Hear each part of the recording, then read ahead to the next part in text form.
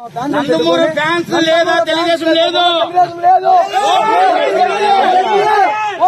మేము ఓటేసినాం, గెలిపించినాం సార్.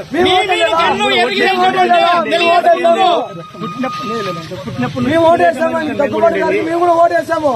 మా ఎన్టీఆర్ ఫ్యాన్స్ ఓటేయలేదానికి అడగండి. మేము ఓటేయకూడదని ఎమ్మెల్యే అనంతపూర్లో మాకు క్షమాపణ చెప్పాలి. మా హీరోకి ప్రెస్ మీట్ పెట్టి క్షమాపణ కొడితే ఓకే అది చాలా వదిలేస్తాం. మేము చెప్పింది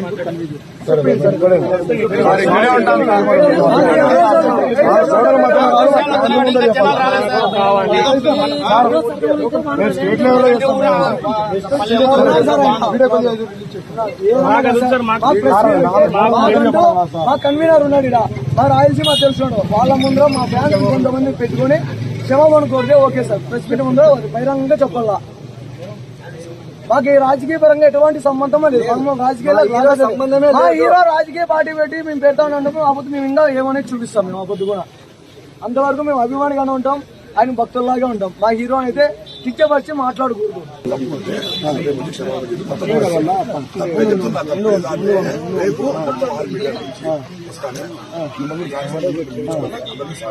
నాలుగు గోళ్ల మధ్యలో కూర్చొని చెప్తే కదా ఆంధ్రప్రదేశ్ తెలంగాణ వాయుపోతుంది.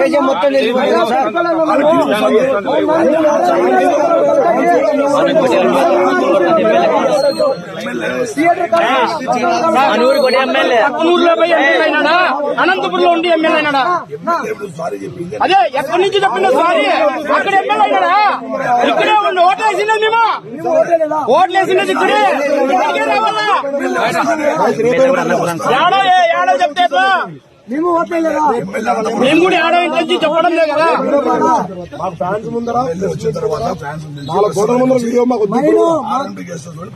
మా కన్వీనర్ ని మా అధ్యక్షుని రాయలసీమ అధ్యక్షుని పిలుచుకొని ఫ్యాన్స్ ముందరే క్షమాపణ చెప్పాలా. నరేంద్రని మా తిరుపాలని ఎన్టీఆర్ ఫ్యాన్స్ పిలిచి క్షమాపణ కోరాలా. బాబుల్ కా బాబు, బాబుల్ కా బాబు.